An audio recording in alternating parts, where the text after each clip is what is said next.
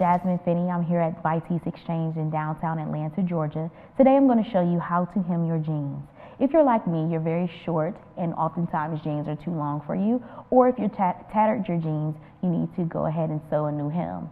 The first step you want to do is measure your hem and the cuff that you make, because you don't want to have two uneven hems.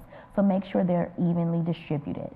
And then you take your needle and thread, tie a knot so that you're securing the thread into your jeans, and you go through very slowly so that you're creating an even line. Once you get to the end, you want to tie another knot so that you're again securing the thread. My name is Jasmine, and that is how you sew a hem into your jeans.